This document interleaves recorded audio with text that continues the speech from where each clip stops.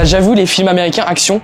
C'est tout le temps les mêmes scénarios. La discipline, elle ne naît que de la motivation profonde. On verra, des individus profondément croyants auront beaucoup plus de facilité à avoir un esprit de perfectionnement. Tu l'assois et tu l'exécutes, c'est tout, en place publique, je m'en bats les couilles. À partir du moment où tu fais ça, il y a 8 arbres qui sont abattus pour les papiers que ça va demander. Dans toutes les ethnies et toutes les cultures du monde, on observe une notion de bien et de mal relativement similaire.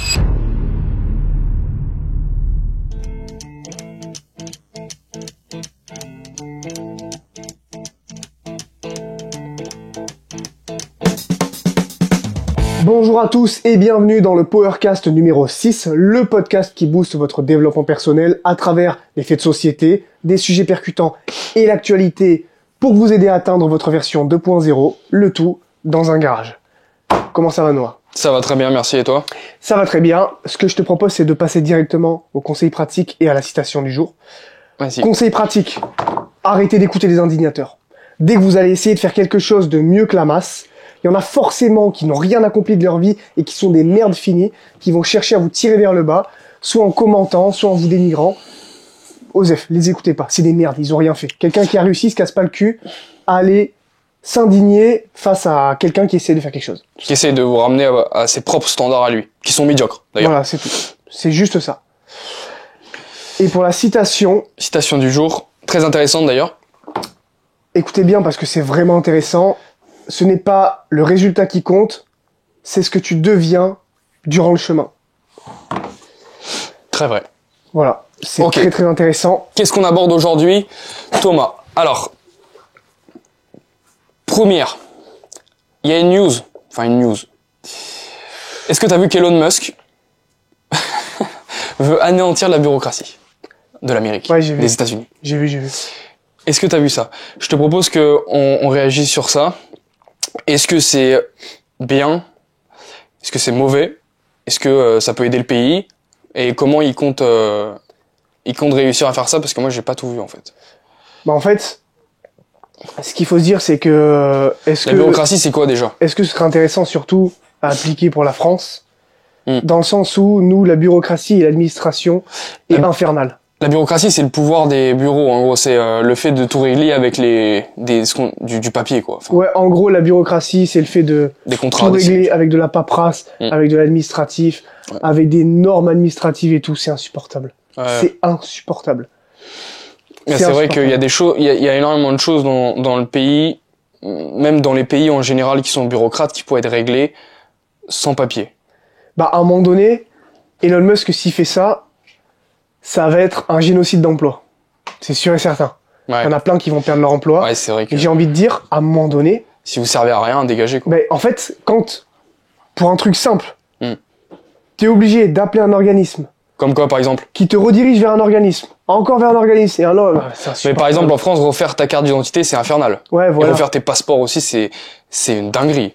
T'appelles, tu tombes sur un répondeur, déjà, t'as même pas une personne qui te répond au téléphone, tu tombes directement sur un répondeur, Ouais, tu sur un tapais bot. taper ci pour avoir Ouais, le bureau voilà, de machin, et ensuite, une fois que t'as le bureau de machin, c'est là où, en général, le délire de la patate chaude, tu vois, c'est se refiler la patate chaude. Ok, je vous redirige vers l'organisme. Ok, donc ton appel, du coup, ça devient une deuxième étape, Ouais. puisque t'es redirigé vers un autre organisme que celui que t'as eu initialement. L'autre organisme, il jette la patate chaude à un autre organisme, il te redirige encore vers un autre organisme. Monter au 3e étage, aller à la porte numéro 100. Voilà. Pour Asseyez-vous ceux au qui ont bureau. vu Astérix, les 12 travaux d'Astérix, là, le dessin animé, quand ils essayent d'obtenir le laissez-passer, là, et qu'ils font dans l'espèce d'immeuble immense, mais en vrai, c'est ça. Et qu'à la fin, Obélix, il finit par choper un bureaucrate. Ah, c'est peut-être ce qu'il faudrait Et faire, lui je gueuler pense. dessus, il dit, le laissez-passer! Et là, il fait, d'accord. C'est Mais à un peut-être ce moment qu'il donné, faudrait c'est faire, ça. je pense. Putain, à un moment donné, c'est Peut-être ça. c'est le message de ce Et je passage. sais, parce que ma mère, elle est à mobilité réduite. Ouais. Et du coup, elle est obligée pour refaire ses dossiers. Déjà, en gros, les dossiers, ça veut dire prouver que vous avez pas guéri, quoi, genre. Ok, ouais. C'est un truc incurable qu'elle a, mais c'est prouver que vous avez pas guéri, tu vois. Donc, elle est obligée de refaire ses Ils savent dossiers. que c'est pas... Ouais, mais sauf que du coup, ça prend je ne sais pas combien de temps. Ça prend, honnêtement, ça lui prend presque la journée à refaire le dossier. Non. La journée pour avoir les organismes nécessaires à la reformulation du dossier. Et après, du coup, ça prend plusieurs jours. C'est insupportable. Des fois, je la vois, elle passe 1 heure sur un répondeur téléphonique Quoi? pour avoir quelqu'un. Ah oui. Et ce quelqu'un la redirige vers un autre numéro ou vers un autre organisme, et etc., etc., pour ensuite en venir à quelqu'un qui lui dit, ah mais dans ce cas-là, envoyer un mail à tel organisme, et ça. Non mais vraiment, je te jure. Et ça, c'est dans beaucoup de choses pareilles. On le voit aussi. Les avocats, les machins, les ci, les là. Je veux dire, à un moment donné, quand un délinquant fait de la merde, ah, il a fait de la merde. On va pas le punir de suite. Directement, on va l'envoyer en justice. Après, voilà, il faut le contexte. Il faut aussi que la justice fasse son travail, c'est-à-dire établir les faits, ce qui s'est passé, qu'il y ait une enquête, quoi. Ouais, mais qu'ensuite, déjà que l'enquête soit neutre et soit pas d'un certain bord politique. Moi, je dis ça, je dis rien.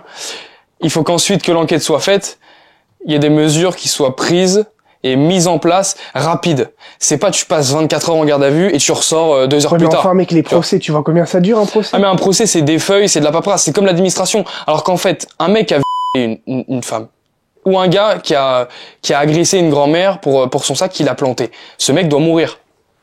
Ce mec, il doit crever, il n'y a pas besoin de paperasse pour dire que tu vas mourir. À un moment donné, gros. C'est juste on te plombe, c'est tout.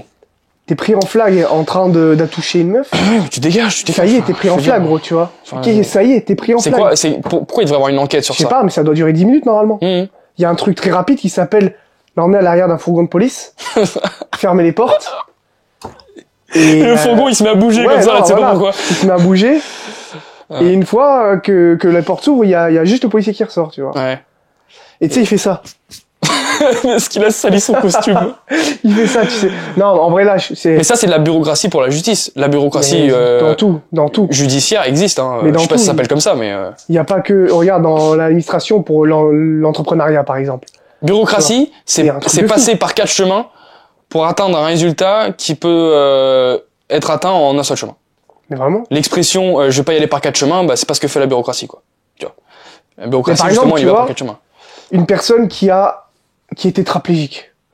Qu'est-ce qu'elle a besoin de refaire un dossier tous les 5 ans pour prouver qu'elle est encore à mobilité réduite, pour encore avoir la carte de personne à mobilité réduite et les avantages. C'est pourquoi alors? Ça y est, à un moment donné. Pourquoi ils font ça? C'est quoi le but? Mais c'est pour le... Mais en fait, je pense que dans la bureaucratie, il y a un délire de recensement, de contrôle, contrôle constant, ouais. Dans l'administratif, voilà, contrôle constant, tu vois, genre chiffrer les trucs, contrôler constamment, tu vois. Avoir tout carré. Voilà, avoir tout carré, genre savoir que telle telle correspond à tu vois. C'est une sorte de crédit social. Non, mais comment ça, crédit social, genre. Crédit social, pas dans le sens, c'est une sorte de contrôle. Enfin, on veut savoir où est-ce que t'es, ce que tu fais. Ouais, c'est ça. Et si t'es pas en train de... On veut savoir ce que tu fais. Si t'es pas en train de douiller le système, en fait, c'est ça. C'est pour ça qu'on la contrôle, ta mère. Pour savoir si elle est pas en train de profiter du système.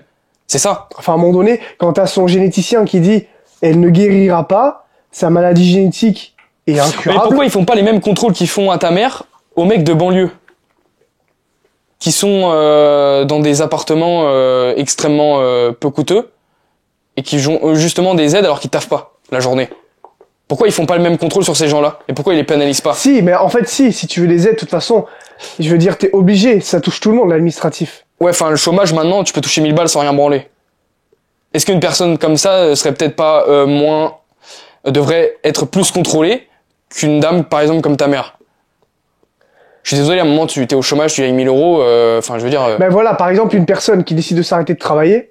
Ouais, déjà, pourquoi tu t'arrêtes de travailler? Voilà, c'est ça. Là, il faudrait contrôler régulièrement l'état de santé de cette personne, la raison du pourquoi, alors que du coup, on dit un petit peu amen à une personne qui arrête de travailler, suivant où elle habite, suivant ses conditions sociales d'origine, et après, du coup, vas-y, c'est bon. Justement, cette personne, on devrait appliquer de la bureaucratie à cette personne-là. Mais gros, pas une personne comme ta mère. Une de mes collègues, de mes anciennes collègues, au travail.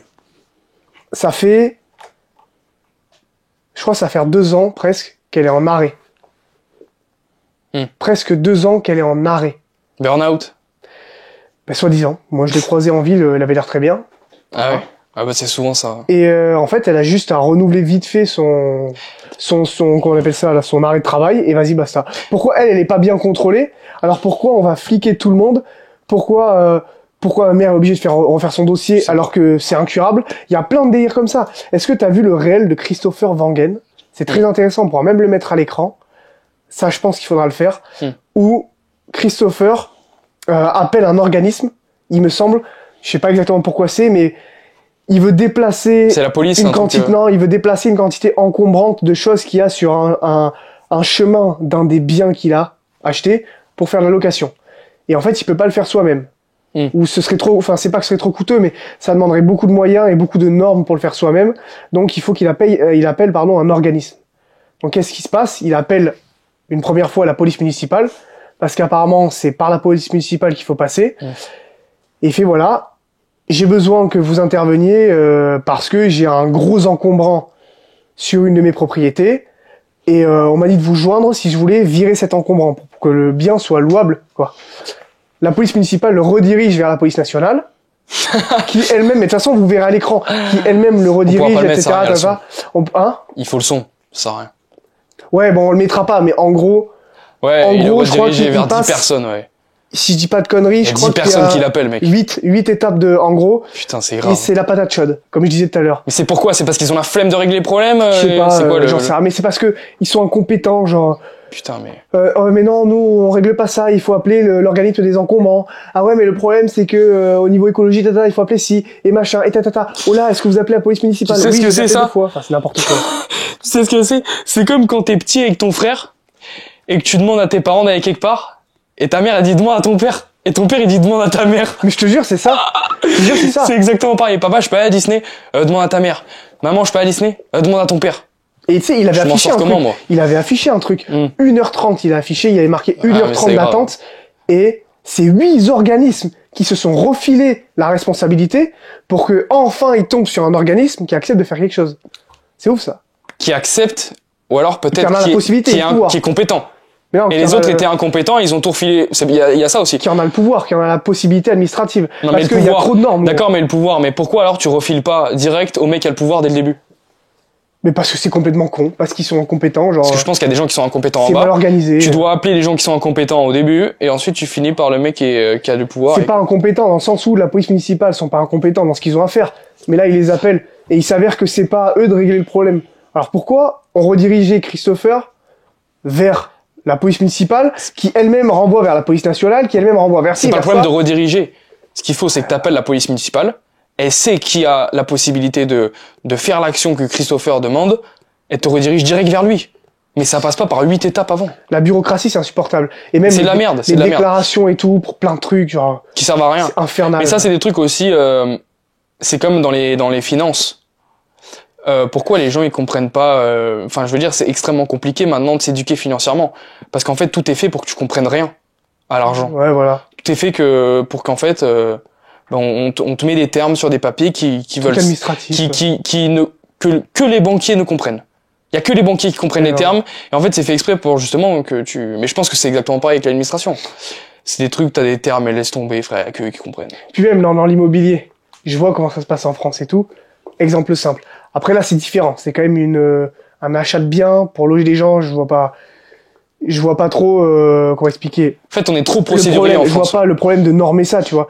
Mais là j'ai vu justement un mec, Timothée Moirou, qui parlait des étapes pour obtenir un bien immobilier et pouvoir le louer en toute légalité. Mais c'est insupportable. Et l'urbanisme, et machin, et ci, et ça, et mes couilles au bord de la rivière. Mais putain. C'est procédural de ouf. C'est chaud. Mais en France, il y a trop de procédures pour trop peu de choses, tu vois. Ouais, vraiment. Que ça soit dans la justice, que ça soit dans l'administration, tout pourrait être réglé entre guillemets, en un claquement de doigts. Il nous faut un Elon Musk qui fasse un génocide bureaucrate. Ouais, voilà. Je te jure. Mais lui, c'est quoi qu'il a fait en gros? En gros, lui, d'après ce que j'ai compris. Mais d'où il a le pouvoir de faire ça? Non, c'est Trump. Ah oui, parce qu'il est pas... Trump. Qu'il a mis ministre de je sais pas quoi. Trump qui veut le mettre, responsable de je sais pas quoi. Mais en gros, lui, ce qu'il voudrait, c'est régler le problème de bureaucratie insupportable qui mène à des quantités d'administratifs qui, en fait, te feraient sauter les boulons, en fait. Et comment il a contré ça? Il a fait comment? Tu sais ou pas? C'est-à-dire? Mais bureaucrate pour remplacer par rien ou remplacer? S'il est ministre, en gros, tu normes un truc. Par exemple, j'en sais rien, mais un truc tout bête. Délinquant pris sur le fait accompli, directement la punition. Pas besoin du jugement, ni de savoir le pourquoi. Un truc tout bête, mais genre, un délinquant est pris sur fait accompli, mais ça y est, il y a pas besoin de procès, il y a pas besoin de si. Oui, le flic qui tire et c'est terminé, tu vois. Ouais, ça dépend le crime, mais si le mec il est pris en train de voler, ben c'est bon, les flics ils le chopent, il embarque, quoi, il va en tôle. Ça y est, il va en tôle, et tu sais combien ça te coûtera de prison si t'as fait un vol, genre cambriolage, vol à main armée, vol à l'arraché, tu sais, tu normes un peu tout ça, et une fois que c'est normé, ça y est, vous avez été pris en flagrant délit en train de faire un vol à l'arraché.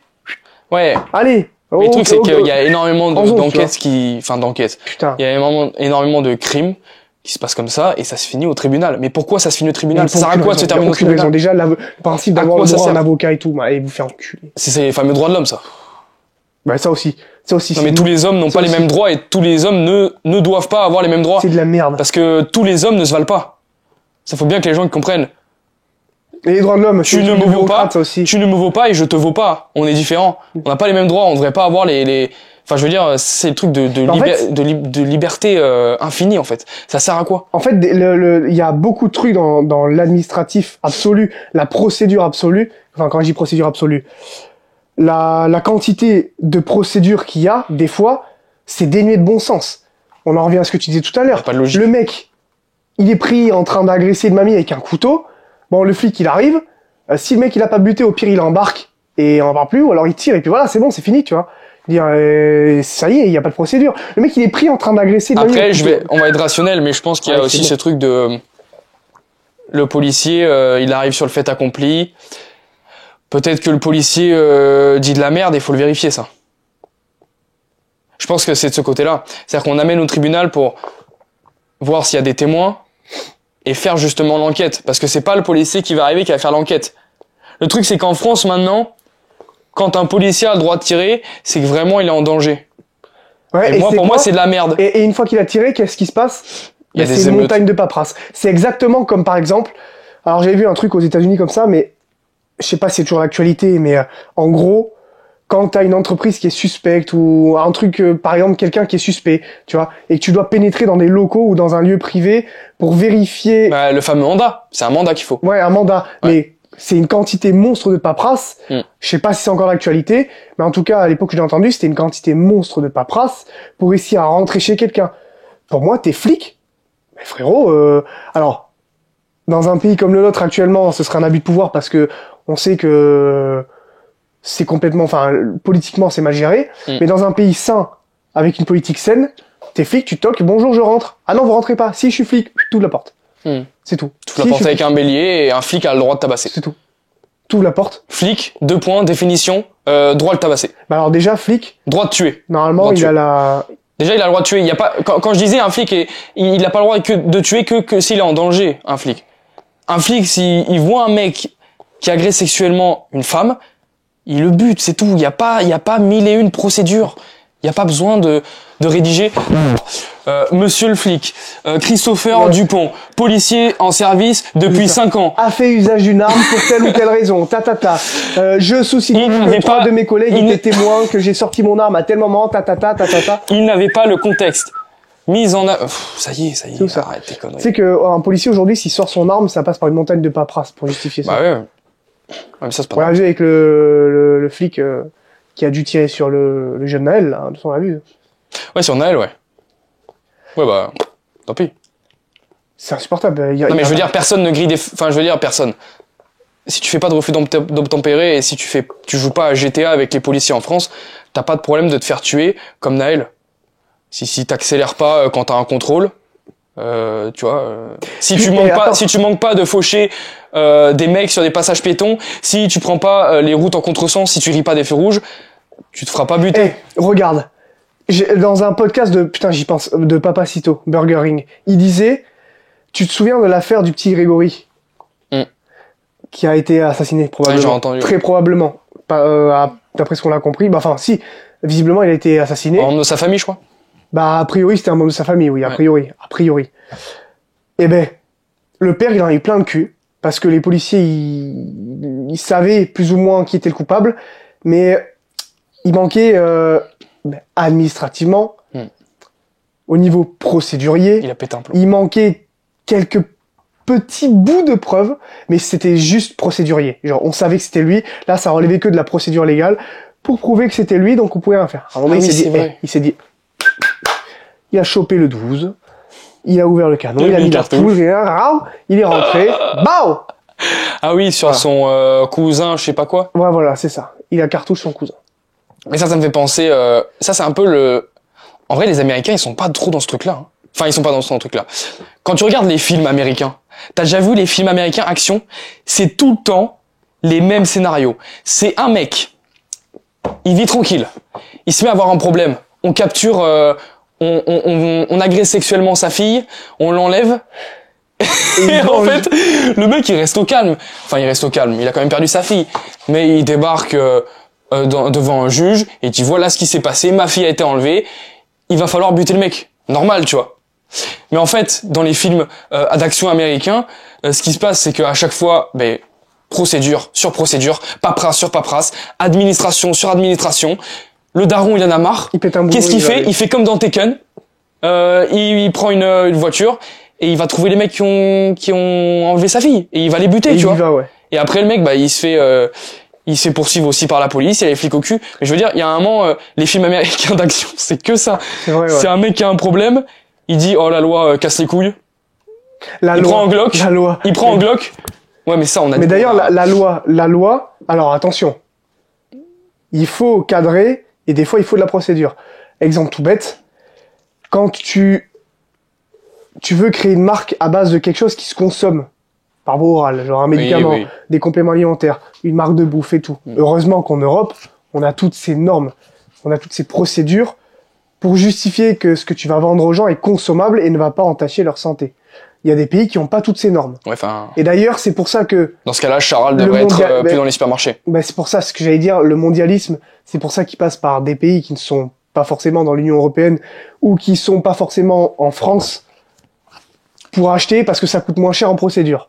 Voilà. C'est la raison pour laquelle des mecs comme Raptor ou Christopher Cario qui créent leur marque, Christophe Cario qui crée leur marque de nutrition, et du coup, ils sont normés de ouf en Europe pour être sûr qu'ils vont vendre des trucs sains, mais heureusement, tu vois.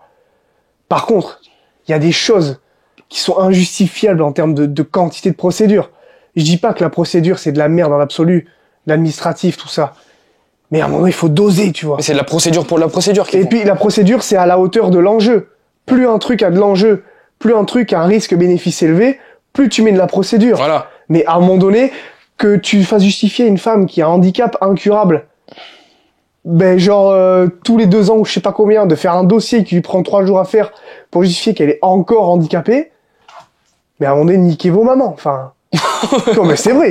Après ça fait faire une connerie. Après les gens qui sont derrière ça, qui t'appellent et qui sont derrière les répondeurs, ils ont pas le choix. Parce que eux aussi sont normés, ils sont procédurés parce qu'ils sont dans un taf ils sont dans un taf qui, tu crois qu'ils aiment bien?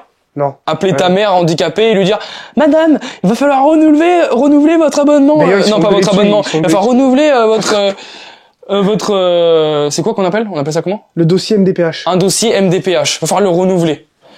Tu crois qu'ils sont heureux de faire ça? Ils t'appellent et ça leur casse les couilles, gros. Mais donc, du coup, il faut griller ses emplois, ça sert tu à rien. Ouais. Enfin, voilà. Parce que faut griller ces gens.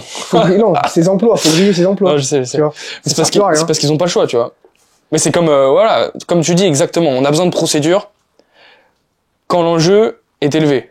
Bon, voilà, le contrôle absolu, c'est quand l'enjeu est élevé. Parce que du coup, on peut pas laisser passer, genre, une moindre faille sur quelque chose qui a un enjeu élevé de ouf, tu vois. Mais il y a des trucs, ça genre sert à rien. un mec qui plante une grand-mère, il y a pas d'enjeu. Il a planté la grand-mère, point. Voilà. Point. Il y a pas de point, virgule, à la ligne, machin, à la ligne, machin, voilà, paragraphe, sous-paragraphe. Non, il y a pas de ça. En tant que policier, ayant sorti mon arme, je soucie la tata, et tu sais que, non mais c'est vrai ça, ils sortent leur arme et ils tirent. Mais c'est une quantité incroyable de paperasse, alors que des fois, t'as 10 à 15 témoins oculaires qui ont vu le flic être obligés de tirer, tu vois. À un moment donné, c'est pareil. Les entrepreneurs qui se font normer de ouf sur ce qu'ils doivent faire, tu vois. Par exemple, on en revient à Christopher Wangen, tu vois, avec son réel. On en revient aux déclarations que doivent faire les entrepreneurs et machin, et toute la paperasse qu'ils ont. C'est infernal. C'est eux qui font vivre le pays, hein. Juste voilà, les entrepreneurs, pas tous. Ouais. Non, mais c'est eux qui créent c'est eux qui créent l'emploi. Quand je parle d'entrepreneurs, je parle de grands patrons et tout. Ah oui, voilà. C'est juste de pas oublier que vous taxez des gens qui font vivre le pays. Mais pas en majeure partie. C'est pas taxé, c'est genre normé. C'est pour décourager. Ouais, normé, c'est aussi taxé. C'est pour décourager. Oui. Tout ce qui est associé à l'impôt excessif, la procédure excessive pour en venir à légaliser ton entreprise de X manière. Ouais, c'est vrai que tout ça, c'est fait pour quoi? Après, il y a des trucs qui sont mis en place pour dissuader. Le coup. Après, pour le coup, il y a des trucs qui sont mis en place, les micro-entreprises et les auto-entreprises. Je sais que c'est des trucs un peu plus simples à monter, non? C'est plus simple, mais même, c'est fait pour te dissuader. Dès que tu commences à grossir, oh, putain, attends, tu ne corresponds plus à la norme, tu peux être libre. Je reviens ici. Je pense que les normes, pour te dissuader, c'est plus au niveau des taxes. Mais qui non, va mais te même dissuader. l'administration. Ouais. Je Évidemment. pense qu'il va te dissuader plus, c'est quand même les taxes que t'as et Même les charges que t'as. l'administration. Mais je te jure, regarde, pourquoi dans certains quartiers populaires, les ZEP, les UP et tout, il y a des personnes, c'est du vécu, hein. C'est du vécu ce que je dis, j'en ai connu, qui peuvent ne pas travailler pendant 10 ans et toucher presque 1500 € par mois, avec très peu de déclarations à faire. Pourquoi d'ailleurs? Parce que pour moi, c'est des gens qu'il faut pas offenser puisqu'ils correspondent à un certain électorat politique, qui correspond à l'idéologie Mais de le gouvernement est de tu vois. droite. Non. Le gouvernement est mondialiste, gros. Oui, mondialiste. Mais la diversion politique. La diversion politique, bah du coup, l'idéologie dominante, c'est quoi? C'est une idéologie qui est beaucoup plus tournée vers le progressisme et tout ça. Et on sait bien que dans ce genre d'endroit, bah, beaucoup de gens sont avantagés à voter pour un genre, je sais pas, un parti comme NFP plutôt qu'un parti comme celui de Bardella, tu vois. Donc, Ouais, car enfin, ils sont- quand même, vu la que- majeure partie voilà. des Français ont voté Bardella. Hein. C'est juste que. Oui, mais c'est pas la norme de pensée qui est mise en avant. Ah non, oui, c'est sûr. Elle est même rabaissée. Voilà. Tout est par intérêt. Et c'est comme le gars là, qui a fait l'attentat dans un parc et qui a planté des bébés. À Annecy, ouais. Je sais plus comment il s'appelait ce gars, mais ouais, à Annecy, il est pas mort. Il a été mis en Mais non, hôpital mais surtout, psychiatrique. pris sur le fait, et les policiers Ils n'ont pas tiré. sont arrivés. Après, ils peuvent pas. Il y avait des gens devant, peut-être pour pas choquer, mais comme je disais. Des gens devant. Je crois que dans l'herbe, ils l'ont chopé, ils l'ont plaqué après. Hein. Oui, mais il y avait des gens devant, tu peux pas tirer. Ouais, Par mais contre, pourquoi? Tu l'amènes dans Tu le peux pas camion. tirer de quoi? Tu l'amènes dans le camion, tu tires entre quatre portes, c'est bon, personne ne le voit. Viens me faire croire que la mère à qui son bébé a été agressé, viens me faire croire qu'elle voulait pas qu'on tire dessus. Oui, mais même, c'est ce que je te disais, gros. Tu l'emmènes dans la voiture, tu le Non, couches mais à un sur- moment donné, les tu gens, le couches faut sur la arrêter qu'ils fassent les banquette arrière, fragiles. Et tu papa! c'est Ouais, bon. mais ça y est, Ah gros, ouais, il y a c'est un bon. moment, arrêtez de faire les fragiles, c'est bon. Il y a un mec qui plante des bébés, il y a pas de, oh les gens, faut pas qu'ils voient. Non, tu t'en bats les couilles. Le mec, il est pris en train de planter des bébés, tu l'assois et tu l'exécutes, c'est tout, en place publique, je m'en bats les couilles. Je m'en bats les couilles. Enfin, je veux dire, les gens, il faut pas qu'ils voient ça, ils vont être choqués. Bon, d'accord, ils ont été choqués de quoi? Que le mec soit descendu ou que le mec ait planté des C'est ce que je te bébés? dis, regarde. Et là, c'est pareil, il y a une procédure. Le mec, il a été mis en hôpital psychiatrique. Ouais, bon. Hôpital psychiatrique de quoi? Et même avant ça, juste avant ça, même avant qu'il soit mis en hôpital psychiatrique, les flics l'ont arrêté. Et ben, administrativement, Ils ont pas au le niveau droit. de la procédure, c'était trop compliqué de tirer maintenant, parce que du coup, eux auraient pu, écoute bien, perdre leur emploi. Si tu tires Ah oui, alors que par le contre, mec, oui, ça c'est vrai. ben, c'est ouf ça. Parce que c'est normal, oui, ils ont pas le droit. Normalement, c'est ce que je disais. Ils ont pas le droit. Pays qui fonctionne comme il faut, tu le prends, mais au Congo, Tu au m'avais Congo, raconté- et au Congo, quand ça marche. Ah, Ça, j'ai eu- Au Congo, il y a un mec. et pour le coup, les gens, ils sont pas Il choqués. y a un mec qui est pris en train de faire un cambriolage. La police congolaise l'attrape, l'emmène derrière un bâtiment. Tu sais pas ce qui s'y passe, t'entends peut-être des bruits. Et quand il ressort, il marche bizarrement et après, il reprend ses études, le gars. C'est marrant quand même, hein. La procédure a duré 15 minutes. Et ils lui ont pas fait signer une feuille sur un scanner. Non, non. Ou, ils Il ont a pas repris imprimé. ses études. Après, il met des lunettes et tout, tout va bien. Il reprend ses études. Après, il s'habille bien, il Il marche. s'habille normal. avec des chemises à carreaux. Ouais, voilà, ouais. Tu vois? Il devient exemplaire, ouais. Voilà, il devient Mais c'est comme exemplaire. au même, ouais, il y a un autre truc que j'ai vu, il y a des mecs qui ont volé. Les mecs ont été assis sur un trottoir assez excentré du quartier.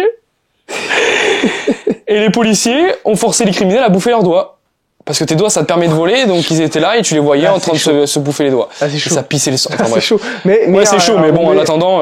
c'est quoi le plus chaud? C'est ça ou... Oui, Ou mais la décadence totale. Oui, mais les droits de l'homme, parce qu'en fait, on est dans un pays civilisé. Ouais, civilisé.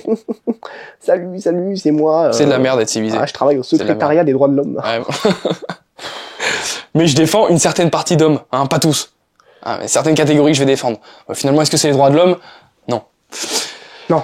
Donc, Les droits de non. l'homme, c'est quand t'es une victime. Ouais, voilà, ouais. Voilà. C'est les droits de l'homme, C'est la même voilà. chose. Par contre, ce que je disais, à un moment donné, c'est pareil, les tueurs de Crépole. Bon, ça y est, on sait qui a tué le mec. Bon, à un moment donné, un truc qui serait facile, c'est de construire une pièce dans chaque commissariat, faite de béton sans fenêtre, Pièce d'exécution. qui serait dédiée à foutre une balle dans le casque.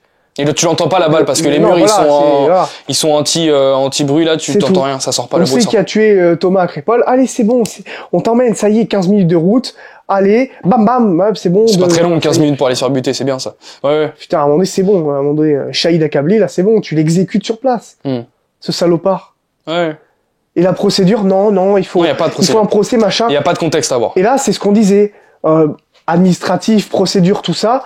Les familles, ça les détruit pendant la procédure. Ils ont pas la justice qu'ils méritent. Tu m'avais Et tu sais que ça s'est prouvé. Si une famille en deuil ne peut pas avoir une vraie justice, par exemple, le mec qui a poignardé les bébés, par miracle, aucun n'est mort. Par Je miracle. sais pas comment d'ailleurs, mais Par miracle. Les familles, si ce mec respire, psychologiquement, et ça c'est prouvé, socialement, elles auront beaucoup de mal à faire leur deuil. Parce qu'il y a une certaine haine envers quelqu'un qui existe ici, n'existe plus. Tu les soulages, ça leur enlève pas ce qui s'est passé, mais ça ferme la page. Ah ouais? Ouais. C'est marrant parce que j'avais vu une interview et un reportage sur une dame en quartier, en cité. Je crois que c'est sa mère. Je vais pas dire de conneries, mais je crois que c'est sa mère qui a été renversée par des mecs qui faisaient du rodéo urbain. Elle est passée sur un passage piéton. Les mecs, ils ont roulé comme des malades. Ils l'ont renversée, elle est morte. Et cette femme-là croise les criminels de sa mère tous les jours dans le quartier. Et voilà. Et elle dit, ah, ben, qu'est-ce que vous voulez, c'est comme ça. Parce que la procédure prend, je sais pas combien de temps. Mais elle avait pas l'air d'être triste. C'est Enfin, ouf. elle avait pas l'air que ça la gêne. Aujourd'hui, tu veux monter l'entreprise, c'est une montagne de paperasse. Mais c'est comme ce que tu m'avais dit là tu m'avais raconté un policier qui voulait sortir une dame ou qui voulait mettre une dame dans une voiture mais il pouvait pas la toucher à cause de la procédure. Ah voilà, la procédure.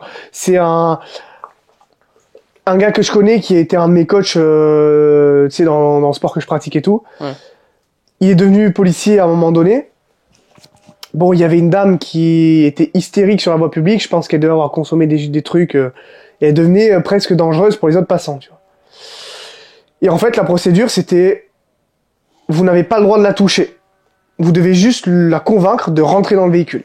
Ça a duré 2 heures. Madame, rentrez avec nous dans le véhicule. Madame, rentrez avec nous dans le véhicule. À partir du moment où tu fais ça, il y a 8 arbres qui sont abattus pour les papiers que ça va demander. Non mais, j'exagère presque pas. Ouais. Mais tu fais ça, 8 chaînes centenaires, tac, pour les papiers qui sont... Bon, là, j'ai caricature, tu vois. Mais t'as compris. En gros, à partir du moment où tu fais ça, ça engage plein de paperasses, plein de procédures pour justifier le fait que t'es que tu mis l'as à mort. agressé. Ouais, ça y est, non. Ouais. Mais pour justifier le fait, moi, ça y est, à un moment donné, cassez Pas de pas les justifier. couilles. Tu la chopes par la nuque, tu la fous dans la bagnole. Cassez pas les couilles. Y a pas à voilà, justifier. c'est tout. à un En moment fait, donné. c'est quoi? C'est avoir une formation en psychologue, en négociateur pour être policier maintenant? La procédure, C'est quoi? la procédure, et la loi, Ouais, et la niquez loi, voir, et la c'est- loi, et la loi. niquez. Et la loi, c'est quoi? C'est de la procédure. Mais la des loi, papiers. c'est de la merde. Les C'est gens des qui papiers. parlent de loi, oui, il faut avoir une loi, mais la loi actuelle, c'est de la merde. Mais Parce c'est que les pas gens, ils ça, vont venir c'est te pas ça. répondre, et on va te dire, oui, mais tu sais, moi j'ai entendu des trucs comme ça. Hein. Ouais, mais t'as pas le contexte, tu peux pas prouver qu'il s'est passé, qu'il y a eu tel ou tel meurtre. Oui, on a vu le mec qui a planté les bébés, mais quand même, on sait pas. Ça se trouve dans sa tête, il est malade et tout. Ça se trouve dans sa tête, il va pas bien. Hôpital psychiatrique, c'est bien. C'est ça les arguments C'est maintenant. de la norme. C'est ça, les C'est arguments. une norme à la con. Et puis c'est C'est pareil. tout. Je parlais de la loi là. La loi. Alors oui, la loi. Effectivement, il faut une loi, mais à un C'est moment donné, l'argument premier, ça. un surplus de lois, un surplus de procédures pour arriver à quelque chose, ça fait que les gens aujourd'hui font plus de procès. Et du coup, qu'est-ce Ça qui se met en passe? danger. Ben les gens sont relâchés, les auteurs des faits sont relâchés. On en revient à ce qu'on disait. On va biper mais et son père, tu vois. Et ben qui fait de l'immobilier locatif. À un moment donné, il y a un de ses locataires qui ne payait plus son loyer. Oh, ça tombe en plein moment au niveau de la trêve hivernale, là, ou je sais pas quoi. Trêve hivernale, voilà, c'est ça. Donc ça veut dire qu'il pouvait pas le virer du domicile. Ah, procédure. Ah oui. Paperasse pour faire sortir le mec du domicile légalement après l'hiver. Et là, c'est des papiers et des arbres tués. Voilà, bref. Et en gros, ben, ça lui a cassé les couilles. Il a appelé son fils. Ils sont allés changer la serrure pendant que le mec était ailleurs. Il est rentré chez lui, il était 18h, il faisait, je crois qu'il faisait 3 degrés, je sais pas combien. Bref, je sais plus ce qu'il m'avait dit. Je sais pas s'il m'avait, bref, il faisait froid. Il a pas pu rentrer dans le domicile. Par contre, ils ont perdu le procès. Ah ouais? Il a récupéré le bien, illégalement, si on suit la procédure. Par contre, bah, il a récupéré le bien. Putain. Mais ils ont perdu le procès, donc de l'argent. J'espère que le mec, il a fait une hypothermie dehors, non?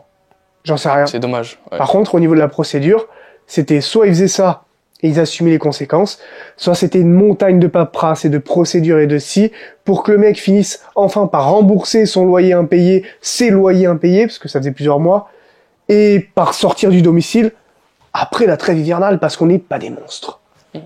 Juste, désolé, petit aparté. Je pense qu'ils entendent là. Le mec qui passe à tondeuse là. Donc voilà, si vous entendez un bruit en fond, désolé, c'est un gars, un voisin qui s'amuse à Passer à tondeuse. 15h37 à passer la tondeuse chez lui. Bref. Mais ouais. On peut passer à l'autre sujet. C'est un autre sujet, on voulait parler de ce qu'est la discipline. Un peu le débat dans le développement, enfin le débat. Les parties qui sont opposées entre discipline / motivation. Ouais. Tout d'abord. Est-ce que tu veux que je commence? Est-ce que tu commences? Vas-y, tu peux commencer. C'est comme tu veux. Donc c'est vrai que dans le Déferso, on nous dit pas mal, même ceux qui ont un fil d'actualité bourré de vidéos de Déferso, un peu comme nous deux. Il y a beaucoup de vidéos qui relatent le fait que la discipline, ça vous permet de faire n'importe quelles actions, n'importe quoi, sans avoir besoin de motivation. Sauf que, c'est là où il y a un sauf que. Sauf que moi je pense que la discipline, c'est un mode d'action et un mode de pensée qui permet d'être pragmatique et pas émotionnel. Le problème, c'est que d'être rationnel et pas émotionnel. Par exemple, un jour il fait froid, tu dois aller t'entraîner. Il faut que tu fasses preuve de discipline, puisque, donc, de pragmatisme et de rationalisme, puisque si tu commences à utiliser l'émotion, bah tu vas te dire, ouais, pas motivé pour aller m'entraîner, j'y vais pas. Le problème, c'est que voilà, sur le long terme, c'est pas ça qui va te faire progresser. Ça, on sait tous. Je dis pas un truc de ouf là. Ça, on sait tous. Par contre, je pense que la discipline, c'est un outil pour faire passer le rationalisme devant l'émotionnel. Mais derrière ça c'est juste un outil en fait. Mais en fond, en arrière-plan, t'es obligé d'avoir de la motivation, ce qu'on peut appeler, nous deux, la motivation profonde. C'est-à-dire un vrai but. Tu vas à la salle, les gens qui disent « Ouais, moi je suis un guerrier, j'utilise la discipline pour aller à la salle, pour aller soulever la fonte. » Il y a pas que de la discipline. La discipline, c'est juste ton outil pour y aller et pour éviter de jouer sur ta motivation. Parce que peu importe... la motivation, c'est pas que ça va servir, mais c'est un état de plus ou moins émotionnel en soi. Ouais. Alors que la motivation profonde, c'est pas émotionnel. La motivation profonde, c'est l'objectif que tu t'es fixé. Tu sais que tu veux ça, que tu vas atteindre ça. Et du coup, quels outils vont te permettre d'atteindre ça? Et c'est là que la discipline intervient. La discipline, elle ne naît que de la motivation profonde. Exemple très clair, gros. On te demande d'aller nager 1 kilomètre dans un lac à 15 degrés. Si t'as 1 million d'euros à la clé, tu le fais. Ça veut dire que aller nager, tu vas avoir besoin de discipline pour le faire. T'as pas envie de nager dans une eau à 15 degrés où tu peux avoir des crampes, tétaniser et limite et crever en fait d'une hypothermie. Voilà. Mais t'as 1 million d'euros à la clé.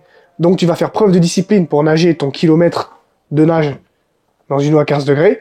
Et à la fin, t'as le résultat, 1 million d'euros.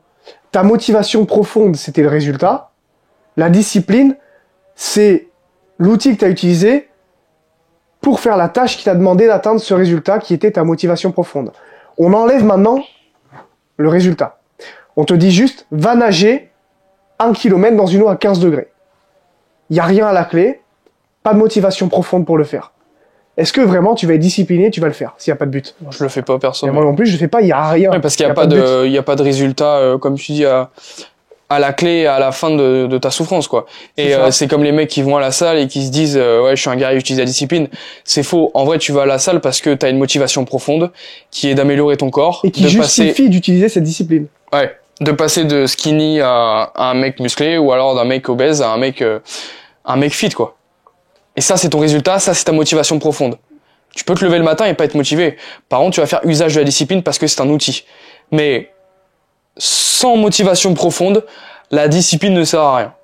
La discipline, c'est juste un outil, c'est juste quelque chose que tu vas utiliser pour aller à la salle et pas faire usage de la motivation. Parce qu'on sait qu'un être humain, il est pas motivé H24. Mais de toute façon, on le voit, c'est observable. À un moment donné, quand quelqu'un n'est pas à sa place parce que il fait quelque chose alors qu'il n'a pas vraiment de but, dans le fond, il n'a pas vraiment de raison de faire cette chose-là, il finit par arrêter.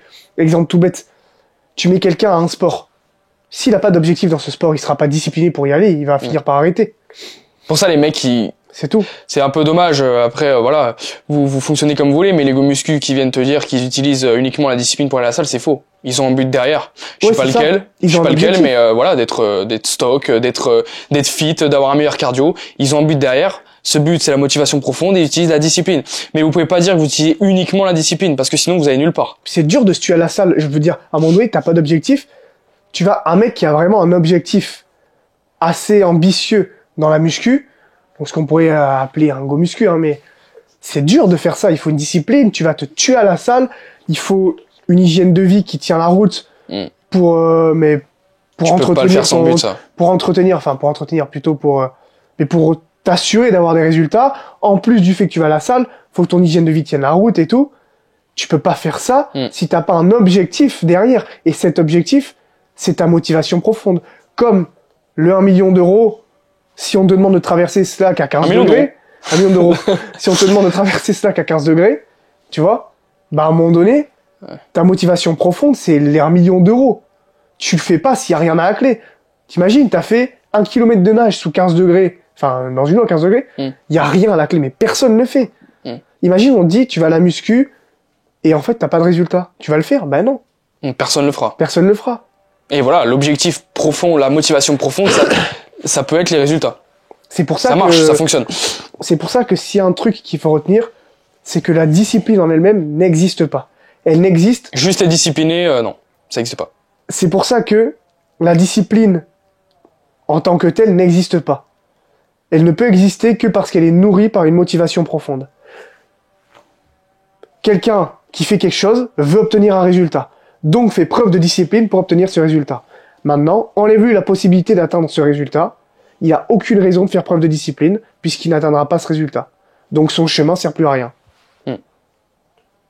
Donc la discipline ne sert plus à rien, elle est plus justifiée. Oui, la discipline, c'est comme un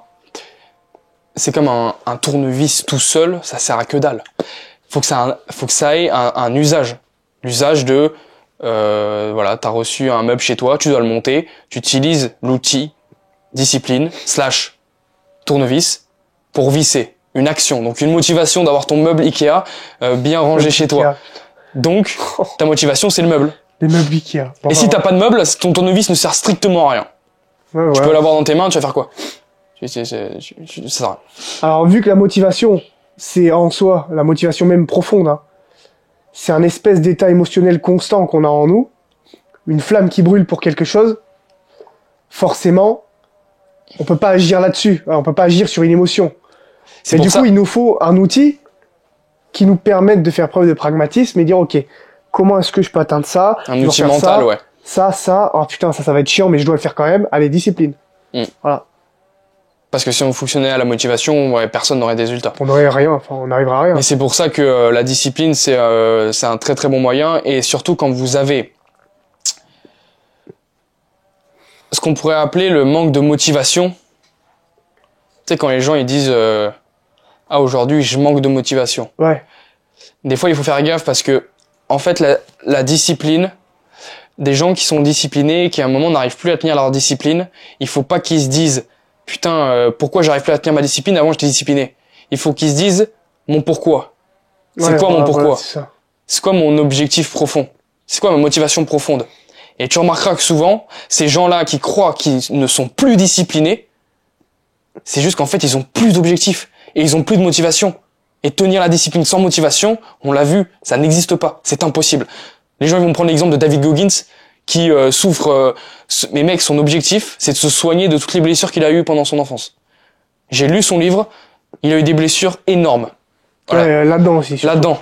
Donc ça, c'est pour se soigner. C'est parce que son objectif, c'est de fuir la médiocrité. C'est une motivation profonde de vouloir fuir la médiocrité. Et il pourrait pas utiliser la discipline, ne serait pas possible s'il n'avait pas cette motivation profonde. Et je vais même dire un truc. Je pense que plus ta motivation est profonde et t'as une motivation grande, plus ta discipline sera facile à tenir. Mais évidemment. Mais c'est évident, ça. Si ta motivation, c'est juste de monter ton meuble Ikea, ouais, tu vas faire du usage de discipline, mais, ou alors si ta motivation, c'est juste d'avoir un beau corps, je dis pas, hein, faut avoir de la motivation. Mais un mec comme David Goggins, la motivation, mon pote, il a de la motivation. Après, c'est leur délire, tu sais, dans les podcasts, et David Goggins, il dit discipline, discipline, discipline. Oui, d'accord, David, t'as de la discipline, mais derrière, tu veux fuir quelque chose. Et ça, c'est ta motivation. et plus ta motivation est profonde et ancrée en toi, plus tu vas avoir de facilité à tenir ta discipline et plus ça va être simple. Regarde, une personne en surpoids qui veut perdre du poids. Sa motivation, c'est quoi? Motivation. Être en meilleure santé et se dire, ok, moi aussi, je veux avoir le droit d'aimer mon corps et tout, tu vois. Et c'est une motivation profonde. Jamais elle arrive à tenir sa discipline sans ça. C'est pour ça que les gens qui ont tout au début, généralement, ils ont du mal avec la discipline. Mais dis à ce mec, ok, va à la salle, tu perdras pas de poids. Il va y aller à la salle, mais jamais il y va à la salle. Non, on fait tout. Faut pas se le mentir. Tout ce qu'on fait dans notre quotidien, toutes les actions qu'on met en place, c'est parce qu'il y a un intérêt derrière. Donc la discipline n'existe que s'il y a l'intérêt qui va avec. Sinon, elle sert à rien, elle n'existe pas. Je veux dire, à un moment donné, moi personnellement, tout ce qui me fait chier, je fais au lycée et tout, ça me cassait les couilles. J'avais pas envie d'y aller parce que je savais que c'est pas ça qui allait me faire réussir. J'arrivais, je posais mon sac et je faisais ça. Voilà. Oh, le mec chiant. Non, à un moment donné, je manquais pas de respect. À un moment, je commençais à dormir. À un moment donné, j'étais là, je faisais rien, j'en avais rien à foutre. À un moment, je commençais à ramener des couvertures en cours et à regarder des films, ouais, je me rappelle. Ouais. Qu'est-ce qui me... Non, c'est vrai. Ah? En cours de NSI, c'était en spécialité au lycée. J'ai même des stories, mec. Avec Alexis, un pote à moi. D'ailleurs, si tu vois le podcast, tu te rappelles de ses souvenirs, c'est incroyable, mec. C'était avec un prof qui n'avait rien à battre. Il était sur son ordi. NSI, c'est une matière, c'est numérique, scientifique, je sais pas, c'est l'informatique, quoi. Et tous les samedis, parce qu'il avait cours le samedi matin, pendant c'était 2h30, les spécialités, je sais plus combien, je crois que c'était 4 heures même. Il y avait un self, on allait choper des Maltesers, des chocolatines, ou pour pain au chocolat, ceux qui sont peut-être de Paris. À un moment, on s'est dit, bon, ok, on se fait chier, son cours, ça pue la merde, le prof, il est bientôt à la retraite, il en a rien à battre, on va ramener des couvertures, des coussins, et on va se regarder des films. Bon, en fait, ça a joué à GTA, ça regardait des films, ils s'en rappellent ça, et ça me fait rire. Vous avez ramené des coussins? Ouais, on a ramené des coussins, ouais. J'ai des stories, mec. On a ramené des coussins, on était là, comme des clodos, sur une chaise, avec une couverture. Le prof, il en avait rien à battre, et on regardait des films, on jouait à GTA. Mais ça a aucun rapport avec la discipline, mais... Mais ouais. Si, parce que si t'étais intéressé par le cours, t'aurais pas ramené des couvertures pour regarder des films quand on Ah oui, c'est vrai, on parlait de ça, ouais. Voilà. Voilà. Ah non, ouais, c'était un délire, ça. Troisième sujet qu'on voulait aborder, c'était au niveau de la religion. Ouais. Et là, je vais te laisser commencer, puisque je ne suis pas... je suis pas croyant à proprement parler, mais j'ai une certaine forme de spiritualité, donc je te laisse quand même commencer, parce que tu es croyant, mon cher ami. Moi, je le suis. Je suis croyant chrétien. La question, c'était plus, ouais, à quoi servirait la religion? Qu'est-ce qu'elle apporte à l'homme? La religion, qu'est-ce qu'elle apporte à l'homme plus que ses origines, tout ça? Mais en fait, qu'est-ce qu'elle apporte à l'homme, la religion? Qu'est-ce qu'elle permet? En fait, elle permet à un homme de se rattacher à une forme d'autorité supérieure. Qui est neutre pour le coup. Qui est la perfection. Et donc cet homme va chercher à se rapprocher de la perfection, à induire la notion de perfectionnement. On verra, des individus profondément croyants auront beaucoup plus de facilité à avoir un esprit de perfectionnement, pas de perfectionnisme, c'est pas pareil, de perfectionnement, donc toujours chercher à se perfectionner, à être meilleur que quelqu'un qui est athée. Parce que cette autorité supérieure... Déjà être athée, c'est rare. Qui incarne la perfection, ben, forcément, en tant qu'homme, toi, ton devoir en tant que croyant, que chrétien, c'est de te rapprocher le plus possible de ce que voudrait Dieu. Et Dieu étant la perfection, eh ben, il va t'inciter à te perfectionner, à fuir la médiocrité. La religion, c'est marrant, c'est une sorte de développement personnel de ouf, en fait. C'est alors, la religion, hein. La religion, c'est du développement personnel. Ça, faut bien le comprendre, en vrai. Complètement. Ouais. C'est devenir sa version 2.0. Après, voilà, ouais, on peut être... Complet. Après, il y a on peut ne pas être croyant ou avoir une certaine forme de spiritualité sans forcément aller à l'église, tu vois. Tu peux. Moi, je sais que c'est plus mon cas parce que il y a certaines règles dans la religion qui vont pas correspondre avec mes valeurs. Mais c'est tout, tu vois. Parce que je sais que si demain je me mets à aller à l'église, c'est pas vraiment par conviction, tu vois. Ce serait plus par voilà, parce que... Oui, par contre, t'as cette forme de spiritualité. Ouais. Mais c'est vrai que c'est vraiment en rapport avec le développement personnel, la religion. C'est du développement personnel. Mais de ouf, en vrai. Complet. C'est totalement du dev perso, la religion. Alors, c'est pas... Ça veut pas dire que tu peux pas te développer personnellement sans la religion. C'est pas pour ça qu'il faut croire, surtout. C'est-à-dire qu'il faut croire pour une raison profonde. Voilà. C'est ce que je te dis, ouais. Le dev perso, que ça va t'apporter, il est incroyable, en fait. Il est incroyable. Et je pense que quelqu'un qui n'est pas croyant, il peut pas s'imaginer ce que ça fait que de toujours chercher justement à te perfectionner sur tous les domaines de ta vie, même à te perfectionner sur ce qui est la bonté, tu vois, la bonté que tu peux apporter à ton entourage, peut-être à plus grande échelle après. Mais en fait, c'est vraiment se perfectionner, en fait. Même on parlait de motivation et tout à l'heure avec la discipline, mais avoir Dieu au fond de son cœur, c'est une sorte de motivation constante. Ouais, quand tu galères dans ta vie, quand tu passes des étapes difficiles dans ta vie, ben en fait tu te raccroches à Dieu qui est une sorte de peut-être motivation profonde, tu vois. Tu te dis, il me teste. Par exemple, quelque chose de dur t'arrive, il te dit, ok, il veut voir comment je réagis. Là, c'est chaud ce qui m'arrive. Ça, tu vois, moi je dis la vie veut me tester. Ouais, voilà, ouais, c'est ça.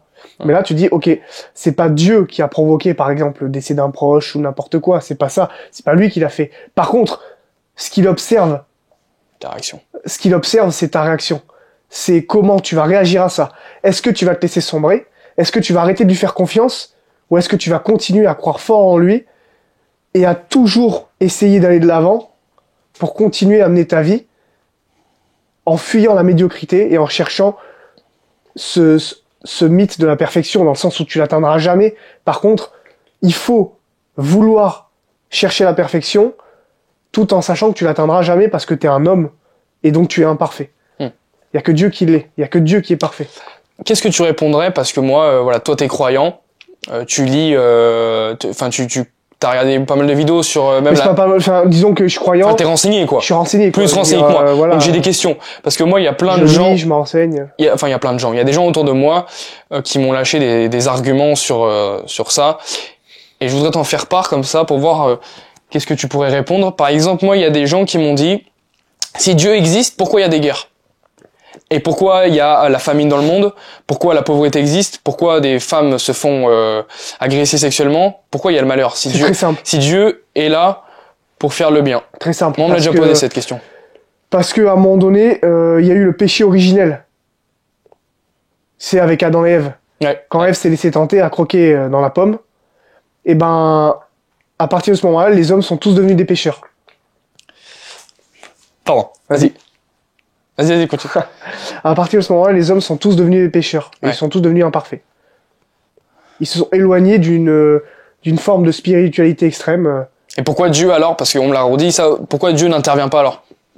Parce que Dieu est trop puissant, dans le sens où, je vais reprendre cet exemple, Dieu c'est une puissance qu'on n'imagine même pas, nous en tant que petits êtres humains.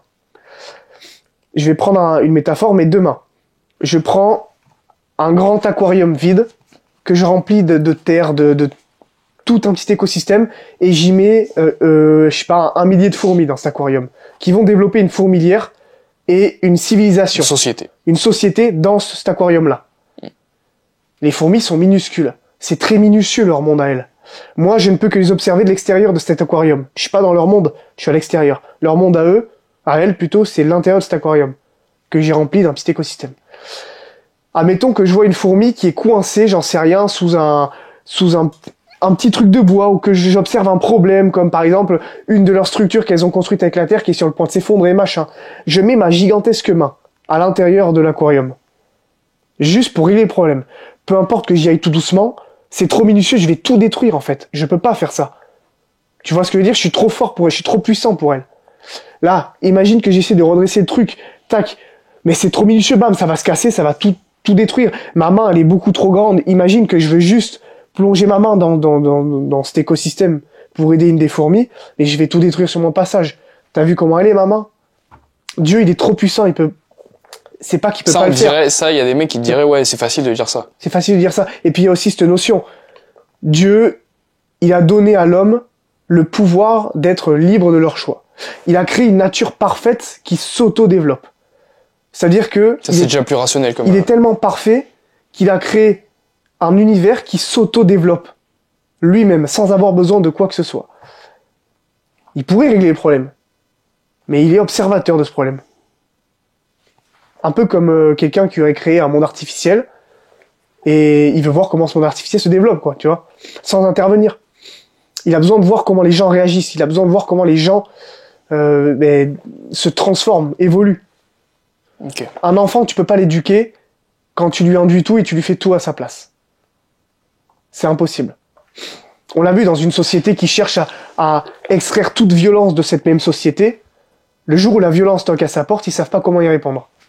C'est-à-dire que les êtres humains, la société, la planète peut s'autodétruire à cause des humains, Dieu n'interviendra pas.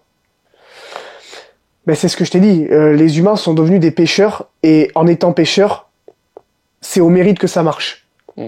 Quand tu es la perfection comme Dieu, t'as pas besoin de prouver quoi que ce soit, t'es la perfection. Tu mérites tout. Alors que l'être humain, il est imparfait. Pourquoi ? Il a besoin de prouver et de mériter. Par contre, s'il décide de pas prouver ou de se niveler vers le bas, on va laisser faire parce que c'est la méritocratie. La religion, c'est la méritocratie. C'est être méritant des résultats que tu vas avoir. C'est mériter le fait que Dieu te protège, en fait. Et te récompense si tu fais les bonnes actions aussi. Faut pas chercher la récompense. Par contre, disons que t'es profondément croyant, tu fais le bien autour de toi, t'essayes d'être meilleur chaque jour. Peut-être qu'il y a un moment donné où tu trouveras quelqu'un qui va t'aimer pour ce que t'es, tu vas fonder une super famille, tu vas avoir des réussites qui vont commencer à toquer à ta porte, tu vois. Tu deviens une merde, t'es mauvais, tu fais le mal, tu vois. À ce moment-là, tu vas peut-être tomber malade, tu vas être mal psychologiquement, tu vois, parce que tu peux pas être bien quand si t'es on mauvais. suit les religions, tous les mecs qui ont eu le cancer sont des mecs mauvais? Non, c'est pas ça que je dis. Mais regarde quelqu'un qui va profondément mal. Ouais. Quelqu'un qui fait le mal autour de lui, qui va profondément pas bien. Il est pas heureux en lui. Et l'équilibre psychologique compte pour la santé physique. Sinon, tu peux développer des saloperies. On le voit. Je vais essayer de te coincer, mec. Vas-y. Je vais faire le hater. Vas-y, essaye de me coincer. Je vais faire la place du hater à Vas-y, je vais essayer de philosopher et d'argumenter, vas-y. Qu'est-ce que je pourrais te poser d'autre comme question c'est pas forcément pour te casser, mais la croyance pour toi, est-ce que c'est une forme de se rassurer qu'il existe quelque chose d'autre parce qu'on a trop peur d'être tout seul, ou c'est une forme de protection mentale, la religion? Parce qu'on entend souvent que c'est pour se rassurer. Par exemple, la vie après la mort, on veut se rassurer que après la mort, il y a quelque chose parce qu'on a peur de la mort. C'est rassurant de se dire que tu auras une place, peut-être. Ça, c'est sûr. Ça, c'est sûr. Par contre, on regarde tous les efforts que ça implique que d'être en accord avec Dieu. Ça veut dire que tu dois faire beaucoup de sacrifices. Alors, est-ce que c'est rassurant de faire beaucoup de sacrifices, de devoir abandonner telle ou telle chose, telle tentation, parce que sinon t'es pas en accord avec Dieu, tu vois? On en revient à ce qu'on disait, les mecs qui baissent la culotte pour avoir des services. Tu vois, quelqu'un de connu, quelqu'un de très connu, qui va refuser de balancer ses opinions, juste parce que il peut se faire cancel, perdre des abonnés, perdre de l'audience, perdre ci. Mais ça, c'est quelqu'un qui serait pas considéré comme en accord avec Dieu. Parce que cette personne, elle doit renoncer à l'artificiel pour garder ce qui est important, c'est ce qu'elle est, elle, au fond, et le fait qu'elle est alignée avec ces valeurs-là. Après, il y a des gens qui portent des valeurs extrêmement religieuses qui ne le sont pas, qui sont pas croyants. Toi, par exemple, t'es très spirituel, t'as ces valeurs-là, pourtant, tu t'es pas forcément chrétien, tu vois. Par exemple, tu vois, moi, il y a des trucs pour lesquels je suis pas croyant. Il y a certaines règles, parce qu'en fait, moi, si je m'engage dans quelque chose, je le fais à... Si je veux vraiment, là, notamment la religion, c'est un truc que je respecte. Donc, si je dois aller à l'église, si je dois avoir une croix autour du cou, si je dois vraiment être croyant, c'est qu'au fond de moi-même, tu le fais à fond. Je suis totalement aligné et je le fais à fond, tu vois. Le truc, c'est que il y a certaines règles, par exemple, dans la religion, je sais pas, par exemple, moi, j'étais au lycée, c'est un lycée catholique. Je vais pas le citer, on s'en fout. J'étais dans le même état. Dans le même lycée, ouais. Non. Lycée catholique, si. J'étais dans le collège. Collège, ouais. Lycée, ouais. Ouais, c'est. Ouais, bref. Il y a des deux, je crois. Ah non. Si, il y a les deux. Ah oui. Et en fait, dans ce lycée-là, c'était un lycée catholique, et à un moment donné, en cours de français, il y a il y a un père qui faisait partie du lycée, qui intervient dans la classe et qui parle de la religion, quoi. Parce que c'est un lycée catholique, qu'on est en France, et que c'est normal. Hein. Merci de préciser, parce que non, mais ouais, les gens sont autistes, non, d'accord. et ils comprennent pas. Non, parce que bientôt, on aura des imams, je pense, qui vont intervenir dans les écoles. Mais bref, en gros, il arrive, il commence à expliquer et tout, et il a dit un truc, par exemple, c'est un des trucs pour lesquels je voudrais pas m'engager dans la religion parce que c'est pas en accord avec mes valeurs. Il a dit, par exemple, il nous a pris une situation, il y a pas le contexte, je te le dis, ce qu'il m'a dit. Le père intervient, Et il dit à la prof de français, enfin il dit à la classe, il dit, imaginons votre prof de français, elle vient se confesser à moi et elle dit, je prépare un meurtre. Je veux tuer quelqu'un. Et bah le prêtre, moi ça m'a un peu choqué, tu vois, il a dit, bah dans la religion, c'est comme le secret médical, je n'ai pas le droit de prévenir la personne visée, donc qui va être tuée. J'ai pas le droit d'aller la prévenir. Et j'ai pas le droit de prévenir les autorités. Ah ouais? Ça, je pense que c'est de la connerie, ça, je pense. C'est catholique. Non, mais c'est un père qui me l'a dit. Ouais, d'accord, mais C'est un mec qui est catholique. C'est comme le pape d'aujourd'hui qui est complètement corrompu. Ouais, mais là, ça n'a rien à voir. C'est vraiment un mec dans la religion catholique qui a dit ça. Le pape, il est vraiment croyant aussi, soi-disant. Et ça, pour moi, le pape est complice. S'il se passe quelque chose comme ça et qu'on lui dit, le pape est complice. Le père, tu veux dire? Le père, pardon, ouais, pardon. Je m'y connais pas trop en religion, donc. À un moment donné, justement. Mais le père est complice, donc tu vois, c'est un des trucs pour lesquels je suis pas forcément en accord avec la religion et pour lesquels je vais pas forcément à l'église. C'est faire preuve d'un certain bon sens. Regarde à l'époque. À l'époque, à un moment donné, je veux dire, certains bon la sens, religion, elle aussi... t'empêchait pas d'éclater quelqu'un. Hein. À un moment donné, t'as un mec qui vient sur tes terres, le Moyen-Âge, un envahisseur, qui arrive et qui dit, ok, on va supprimer l'église du village parce qu'en fait la chrétienté c'est de la merde. L'islam c'est mieux. J'en sais rien, ou n'importe une religion inventée, tu vois, le mec il va dire, ok, maintenant on va croire en... Les témoins de Jéhovah c'est mieux. Voilà, on va croire en mon Dieu, on va croire en mon Dieu à moi, voilà, et je viens supprimer votre église. Mais t'as le droit de l'éclater en fait. Ouais. Tu protèges... T'as le droit de l'empêcher. Protège l'église. Mais t'as le droit de l'éclater, genre vraiment. Et j'avais une question aussi. Parce que c'est du bon sens. Ouais. Tu vois ce que je veux dire? C'est-à-dire que c'est pas... Il faut pas exploser son prochain, mais normal en fait. Tu vas pas tuer ton prochain. Par contre, si le mec il arrive et qui veut comment expliquer, qui te veut du mal, qu'il est prêt à te tuer, t'as le droit de lui enlever la vie pour te protéger toi, tu vois, parce qu'il veut te buter en fait. Mais c'est vrai qu'il y a pas mal de religions et elles prétendent toutes avoir raison. Comment on sait laquelle est on va dire pas la science infuse, mais comment on sait laquelle est la plus vraie parce que s'il y a un seul Dieu, pourquoi il y aurait plusieurs, pourquoi il y aurait Allah, pourquoi il y aurait différents après, prophètes. Ça, c'est des croyances différentes, ça mon pauvre, c'est... Mais du coup ça veut dire qu'on n'est pas sûr. Mais en fait... Qu'il y a un Dieu. Pas sûr qu'il y ait un Dieu, mais en fait c'est ça. Foi, ça veut dire confiance. Et le principe même de la confiance, c'est de faire marcher une forme d'intuition, de se dire, ok, j'ai pas de preuves, mais dans ces cas-là, je vais quand même te croire, mais par contre, faut que tu me le prouves. Ah bah là, pour le coup, je suis pas d'accord. Tu vois, j'ai pas de preuves, mais la confiance, c'est pas ça. Mais si, c'est ça la confiance. Non, la confiance, c'est justement avoir des preuves et tu fais confiance. Non, pas moi, je suis. Ah ouais. Il y a deux formes de confiance. Il y a oui, mais avant ça. Ça s'appelle. Moi, oui, avant d'avoir la preuve. Mais je vois ce que tu veux dire. Mais j'appellerais ça pas ça de la confiance du coup. Bah, si, j'appelle ça de la foi. La confiance, c'est quelqu'un qui a montré des actions qui ensuite vont me permettre de lui faire confiance. Ouais, mais si tu l'empêches de faire ses premières actions parce que t'as pas confiance en cette première action. Mais comment tu peux faire confiance à quelqu'un si t'as pas de preuves? Tu vas pas aller dans la rue et dire tiens, je te file mon bébé, prends-en soin, je te fais confiance. Ouais, mais il faut bien lui laisser accomplir sa première preuve. Le bénéfice du doute? Non, lui laisser accomplir sa première preuve pour qu'on puisse lui faire confiance. Tu comprends ce que je veux dire? Mais s'il y a pas eu de preuve, il y a personne qui est revenu de la mort pour dire Dieu existe. C'est là où rentre le principe de foi, c'est-à-dire faire confiance. Ok. Les apôtres de Jésus, ils en savaient rien qu'il était vraiment le fils de Dieu. Enfin, ils voyaient ce qu'il était capable de faire, tu vois. Mais Jésus, le principe, c'est que il est devenu homme, justement, pour que les hommes se sentent rattachés à lui, pour lui faire confiance, tu vois. Et en fait, bah, les apôtres de Jésus lui ont fait confiance en soi. Ils avaient pas de preuves, enfin, dans l'absolu. Il y avait quand même des trucs que Jésus faisait que les autres faisaient pas, tu vois. Faut pas déconner non plus. Parce qu'il y en a qui disent que ces mecs-là sont des illuminés et tout. Mais dans l'absolu, ils avaient pas de preuves, tu vois. Bah, ils ont décidé de lui faire confiance, les apôtres. Et ils ont eu raison, à ce moment-là. Voilà. Bah, c'est vrai que de contredire un truc qui a 1500 ans, c'est un peu... Plus, même. Enfin, mais plus, oui. Plus. Et après, pour le coup, les origines des religions, je veux dire, ça, mon pauvre... Ça, c'est pareil, hein, ça relève de... Mais moi, je crois ça. Parce que dans la religion, il y a souvent cette question, qu'est-ce qui fait que t'es un homme bien? C'est quoi les qualités qui font que t'es une personne bien? C'est ça que j'allais dire. Et de valeur, parce que les valeurs, ça peut être subjectif. Ouais, je sais pas. Mais qu'est-ce qui fait que t'es une personne... une bonne personne? Mais il faut arrêter avec ce scam, déjà, de se dire que le bien et le mal, c'est subjectif. dans toutes les ethnies, Moi, je pense ça, perso. dans toutes les ethnies et toutes les cultures du monde, on observe une notion de bien et de mal relativement similaire. Sauf s'il y a corruption d'État, notamment avec, j'en sais rien, mais par exemple... Brésil, par exemple, il y a une corruption. Ouais, par exemple Daesh, tu vois. Daesh, c'est une grosse corruption, bon, enfin bref. Oui, mais du coup, ça devient subjectif parce qu'il existe du mal. La subjectivité, c'est quand il y a deux avis contraires. C'est quand il y a plusieurs avis, pardon. À partir du moment où il y a plusieurs avis, ça devient subjectif. Le bien et mal est subjectif. Mais un truc très simple.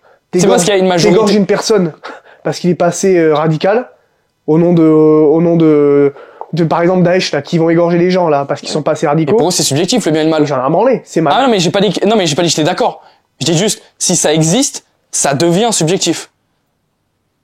S'il y a des mecs qui pensent que le bien et le mal, oui, c'est là où ça, le piège, c'est et là où que le toi, piège. C'est là où est le piège, c'est que en gros, justement, dans la religion, le diable est le tentateur. C'est celui qui va te justement essayer de te mettre dans la tête que tout peut être subjectif, entre autres, pas que ça, mais même la notion de bien et de mal peut être donc tu subjective. penses que je suis le Tu diable? vois. Non, pas du tout. Je dis juste que il y a une notion qu'on observe, enfin il y a quelque chose qu'on observe qui est intrinsèque. La majorité. C'est en majorité, on observe des notions similaires de bien et de mal. Le bien et le mal, c'est pas une notion qui est approximative ou question de perception. Non, non. À un moment donné, je charge mon fusil, je vais buter mon prochain parce qu'il fait du bruit avec sa tondeuse.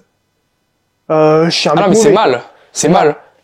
Oui, mais c'est subjectif parce que toi tu penses que c'est mal, mais il y a des gens dans le monde qui penseraient que si le mec l'a fait, c'est que Et à donc, partir du c'est moment où t'as une personne sur 10 qui pense que le bien c'est ça devient subjectif. Je cautionne pas, je justifie pas. Je dis juste que à partir du moment où les avis sont différents, ça devient subjectif. Le bien et mal est subjectif. Bien évidemment que pour moi c'est mal qu'un mec aille buter un gars parce qu'il fait du bruit avec sa tondeuse. On est d'accord. Ah oui, complet. Par contre, pour moi le bien et le mal est subjectif. Parce que si t'as une personne, peu importe la majorité ou pas, si t'as une minorité qui pense ça, s'il y a des gens qui pensent que le sexe c'est ça, on en a en France. Moi je pense que c'est mal. Eux ils pensent que c'est bien, ça devient subjectif, malheureusement. Ouais, mais c'est ça que recherche justement le diable, c'est En vrai de vrai, il y a rien qui est objectif. Ouais, mais c'est ça que recherche le diable, c'est induire le doute. Dans la religion, c'est ça. Ouais, dans la religion. Dans la religion, c'est ça que recherche le diable, c'est induire le doute sur tout, tu vois. Mais tu peux avoir le doute. Ouais, mais regarde. Ouais, parce que du coup tu crois sans avoir de preuves, donc t'as un doute. Oui. Donc ça veut dire que ça pourrait s'associer au diable aussi. Mes actions, elles doivent pas aller dans le sens de ce doute. Mais en fait, tu peux douter, mais pas forcément aller dans son sens. La confiance, c'est quoi? La confiance, c'est t'as un doute, mais tu fais quand même confiance. Donc tu vas pas faire des actions qui vont aller dans le sens de ton doute, sinon tu fais pas confiance. Tu vois ce que je veux dire? Ouais. Ce qui est logique. Le risque zéro n'existe pas. Oui, oui. Comme par exemple quand tu fais ton sport, ouais, Demain, t'es je jamais viens chez toi, je fusille ta famille et ta propriété devient mienne. Tu sais jamais si ça n'arrivera pas, tu vois. Le risque zéro n'existe pas. Ah, t'es en train de me faire peur du coup. Ouais, mais t'as confiance en le fait que je le ferai pas, donc tu fais pas des actions. J'ai confiance, je sais pas, vu ce que tu viens de me dire là maintenant, je commence à peut-être à douter un peu plus. Tu vas pas mener des actions dans le sens de ce doute, qui est minime, tu vois. Non, oui, je vois. En gros, c'est ça. Et en fait, les gens qui disent dans l'absolu que la notion de bien et de mal est subjective, ça laisse la porte ouverte à quoi, ça? Mais c'est pas parce que tu dis que regarde, moi je pense que la notion de bien et de mal est subjective, mais ça laisse pas la porte ouverte. En fait, t'as une société, on en revient à ce principe de communauté. T'as une communauté de gens qui pensent pareil, et ben vous associez, vous êtes ensemble, c'est la majorité. À partir du moment où t'as un mec qui, dans ta notion de mal, vient et dit non, en fait, votre mal c'est le bien, tu le dégages. On s'en bat les couilles parce que toi, ta notion à toi, c'est le mal. Mais si à partir du moment où t'as un mec qui vient, qui pénètre et qui dit non, le bien c'est fusiller des mecs à partir du moment où ils pensent pas que l'islam c'est bien. Mais tu l'éclates. Tu l'éclates. Mais c'est subjectif. Parce que t'as un mec qui vient te dire que lui il pense ça. Donc ça devient automatiquement subjectif. Ça veut pas dire que tu dois laisser la porte ouverte à ça. C'est juste dans le principe. Pour moi, oui, le bien, pour moi, il y a rien qui est objectif. Pour moi, rien n'est objectif. Même la beauté, quand on dit que la beauté, on peut dire objectivement cette femme est belle. Objectivement cet homme est belle. Objectivement cette personne est belle. Mais on va faire un sondage pour voir s'il n'y a pas une objectivité de la beauté. Mais ne serait-ce que quand Anna de Armas, bien évidemment, objectivement, elle est jolie. Le mec qui me dit qu'elle est moche. Oh, regarde. Mais moi, Raquel Garrido et Anna de Armas devant un bébé. Ça, c'est prouvé. Ça a été prouvé. Le bébé, il va plus faire confiance à Anna de Armas. Parce que Raquel Garrido, c'est une espèce de wokiste qui est plus grande allongée que debout. Tu vois? Et qui surtout elle ressemble à Java the Hutt là dans Star Wars, tu vois. Ou alors tu mets une Mathilde Panot. Et le bébé il va se dire ah putain mais elle est immonde celle-là, j'en veux pas. Ou alors tu mets Mathilde Panot, ouais. Ou une Mathilde Panot, Donc, c'est, là. les Mathilde C'est meuf de LFI. Et il Députée monte- de LFI, elle est elle moche. est dégueulasse, ouais. Elle Là, est voilà. grosse. Et tu la mets elle et tu lui mets à côté, Physique de 6D, quoi. tu lui mets à côté Ouais, une Dua Lipa. le beauty Tu vas voir privilège. le bébé s'il va pas faire confiance plus à Dieu. Et ça, c'est prouvé, gros. Hein. Mmh. Ça a été prouvé. C'est que la beauté, dès l'enfance, mais c'est très simple, en fait. Une personne qui a un corps, j'en sais rien, mais plus musculeux qu'une autre. Ça se dit musculeux. Vraiment, ça se dit. Je savais pas, mais ça se dit. Bref. Ouais, Une c'est personne qui a un corps plus musculeux qu'une autre. Ça reflète quoi? La santé. Parce que le premier indice. Donc la pour bienveillance. le premier indice pour savoir si une personne est en bonne santé, c'est si cette personne a un taux de masse grasse relativement faible pour un taux de masse musculaire relativement élevé. Et à partir de ce moment-là, t'as le premier indice, avant même de les connaître tous les deux. Ça s'appelle instinct de survie, ça. Mais du coup, instinctivement, cette personne paraîtra plus belle par instinct. Parce que du coup, par, qu'on appelle ça hypergamie, dans le sens où tu veux toujours quelque chose qui est de meilleure qualité que telle ou telle chose, tu vois. Après, je pense comme il y a quand même un mec dans ce monde qui trouve que l'anaderma c'est dégueulasse, je pense. Mais oui, mais Ou alors voilà, qu'il aime pas. qu'il Donc aime du pas, coup, ouais. ça devient subjectif. Oui, mais c'est la subjectivité, c'est pas parce que les minorités l'ont dit que c'est subjectif. Une minorité, par Non, c'est parce qu'il y a des minorités qui pensent contraire que ça devient subjectif. Mais oui, mais pour moi, tu vois, c'est ça, c'est à un moment donné, quand Moi perso, je pense que tout t'as est trois subjectif. personnes qui pensent un truc et 30 qui pensent une autre, mettons que t'as un village de 800 habitants, t'as 790 habitants qui pensent quelque chose et les 10 autres qui pensent quelque chose, bon, ben, eux, ils se cassent et il y a pas de subjectivité, en C'est fait. sûr. Il y a une objectivité. d'accord. Et eux, ils affirment. Et Non, ils mais en fait, c'est tout. je comprends pas ce que je veux dire. C'est que genre la subjectivité ne veut pas dire que tu cautionnes. Ouais, tu veux dire qu'elle Ça existe. veut juste à dire partir du moment qu'il y a où de la une personne, subjectivité. ouais, d'accord. Donc le bien et le mal est subjectif pour moi, perso, c'est mon avis, et la beauté est subjective. En fait, il y a rien qui est objectif. Dans ce monde, je pense que rien n'est objectif. Parce que tu auras toujours un avis contraire. Ça veut pas dire qu'il faut cautionner, Ouais, bien sûr. ça veut juste dire qu'il y a un avis contraire, donc à partir de ce moment-là, perso, je dis que c'est subjectif. Moi, je pense qu'il y a quand même une objectivité du bien et du mal. Après, il y a l'instinct aussi qui joue, comme tu me dis du bébé, c'est ce qu'on appelle le beauty privilège, tu vois, quand une personne est moche, tu vas l'associer à quelqu'un qui fait peur des fois, ou qui va te faire du mal, et une personne qui est belle, une personne qui va être attentionnée avec toi, tu vois. Tu vois Usul. Tu sais à quoi il ressemble, Usul? Je pense que le bébé, il chiale s'il Non, le mais... voit. Putain, il ressemble va au... chialer, mec. T'as vu Harry Potter, les inféries, là, l'espèce de zombie qui sortent de l'eau, là? Ouais. Bah, il ressemble à ça, Usul. Ah oui. Ouais, voilà. Par contre, demain, tu lui mets un gars, genre, j'en sais rien, mais un gars comme Eric Flagg, street crédible, en forme, en bonne santé, le bébé, il va dire, ah, mais non, mais Eric, il est en meilleure santé. Ben oui, il est en meilleure santé, oui. Mental et physique, ouais. Je te garantis. Ouais, surtout mental, ouais. Et du coup, Usul, physique aussi, ouais. ben, on va le trouver pas beau. Mais c'est normal, en fait. Ça s'appelle Parce que l'instinct Usul survie. est pas beau, ouais, déjà. Aujourd'hui, la promotion de la laideur, tout ça, toutes ces conneries. Non, c'est faux, en fait.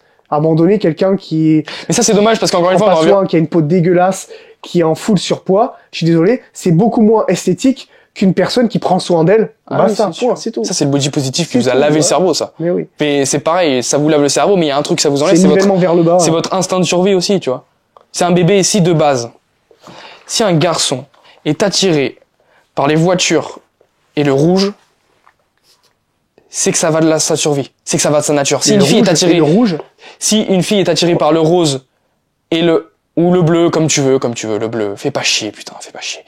Ou une fille est attirée par le rose et par Barbie, ça vient de sa nature. Si tu mets un bébé dans un berceau et qu'il voit, comme tu me dis, tu mets une anadermas et une Emma make-up, qui a le visage en forme de pomme de terre, de Monsieur Patate, tu vois pas qui c'est, mais t'inquiète, Ouais, mais vas-y. fais-moi confiance, elle est dégueulasse. allez, vas-y. Ben, le bébé, il choisira anadermas parce qu'elle est plus jolie et qu'elle reflète la bienveillance. Mais ça, c'est l'instinct de survie. Et à tous les coups, un mec qui a une tête de fils de pute, il y a de grandes chances pour que ça soit un fils de pute. Enfin, Non, je veux mais dire, regarde, je veux dire, dans ton expérience, quand tu regardes, tu vois des mecs, Ah ouais. enfin, Moi, j'ai déjà, voilà, je dirais pas où ni comment, mais connu des personnes qui inspiraient vraiment le mal-être et c'était écrit sur leur corps. Je me souviens d'une personne, la première fois que je l'ai vue, tu vas savoir de qui je parle, je me suis dit, ok, partisante de la communauté des couleurs ah oui. et dépressive. Bon, il s'avère que une semaine après, on a appris que cette personne Mais était oui, pansexuelle et dépressive. Parce que J'avais oui. pré-shot le truc. Mais oui. Elle avait des cheveux extrêmement mal foutus, je veux dire. Mais oui. C'était bataille, c'était un truc, on aurait dit de la paille grasse, tu vois. Ensuite, elle La avait paille grasse. je te jure, blanche. Cette personne était blanche comme un cachet d'aspirine, avec tu sais, les vénules qui sur le C'est sur le visage et dégueulasse, tout. putain. Ouais, mais vraiment. Les dents jaunes. Les dents orange ragondin, gros. T'as déjà vu les dents d'un ragondin? Je sais pas si c'est dû au pH de l'acidité de leur salive, Si, mais je ça vois. a les dents presque couleur rouille. Cette personne-là, C'est dégueulasse. elle avait un dégradé, tu sais, genre ça faisait orange et ça tirait doucement vers le jaune pour aller jusqu'en bas, tu vois. C'est un dégradé Photoshop Ouais. quand tu veux faire une miniature. Et cette personne, bah c'est curieux, elle était pas en bonne santé, ni mentale ni physique. Ah, mais oui, mais parce que l'habit fait le moine. Ça, c'est Ouais, le truc terrible qu'on vous a menti. On vous a menti sur ça. On a dit que l'habit ne fait pas le moine, mais ça, malheureusement, c'est faux. L'habit chez le moine. Ouais. L'habit fait le moine. Comme On a dirait dérivé. quelqu'un, l'habit fait le man. On a dérivé, on parlait de la religion à la base, mais on a dérivé. On a dérivé, ouais. Je pense qu'on va même dériver vers la fin du podcast, Ouais, si c'était chaud. vas-y. On espère que ce podcast numéro 6 vous a plu. N'hésitez pas à déposer un petit like si vous nous découvrez à travers cet épisode numéro 6. N'hésitez pas à vous abonner pour rejoindre la communauté et poursuivre votre version 2.0. Abonnez-vous, commentez pour qu'on discute. Posez-nous des questions dans les commentaires de cette vidéo, de ce podcast, pour qu'on puisse y réagir en début de podcast de prochain épisode. N'hésitez surtout pas sur n'importe quoi, que ça soit personnellement sur nous ou même un avis que vous voulez, que vous avez envie qu'on développe. Sur ce, t'as quelque chose à dire enfin? Non, c'est Non, bon. c'est bon, vas-y. Super. Sur ce, n'oubliez pas. Sur ce, n'oubliez pas, poursuivez votre version 2.0 et au lieu de le rêver, faites-le.